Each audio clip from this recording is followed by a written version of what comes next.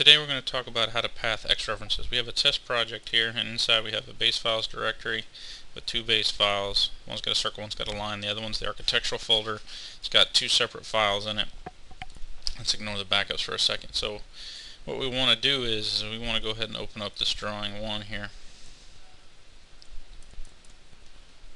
And we'll come in here, and we got a clean drawing in drawing one.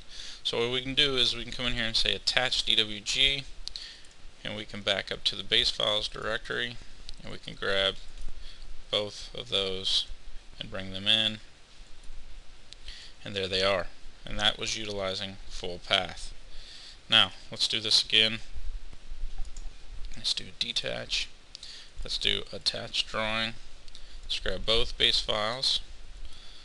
Now this time, instead of utilizing the full path, which heavily relies on nothing changing, we're going to come in and do relative path, and we're going to say OK. One of the things you're going to notice is the dot dot. So everything above that level, it does not matter what the the folder names are, because the dot indicates a level. So out of the base files folder into the next level of folders, which would be the architectural files. So the dot dot represents folders. For every dot, that's a folder level in the folder tree, if you will. So this will aid you in not having to worry about the directory name changing, like the project number. If the project number changes from an opportunity number to a project number, this will prevent any goofy mess with the changing or the orphaned X references where they come up with just the text saying that they cannot be found. Now let's go back to another scenario here real quick where let's do detach.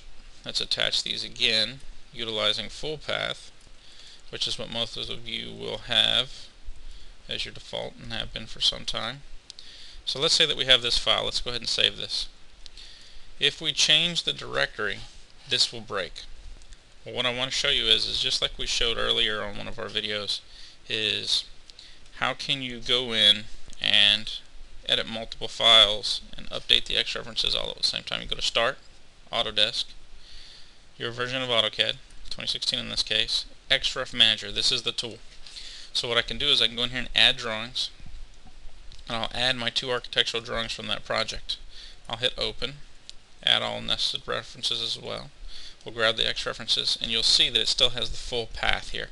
But when I hit Edit Selected Paths, what I can do is I can simply come in here and just hit, you can see X is one folder, Test is another, dot dot, hit OK, bam, apply those changes, 2 files, 4 references, perfect. I'm going to close this down, and again when I go back in here to open up the drawing one, my file should be intact.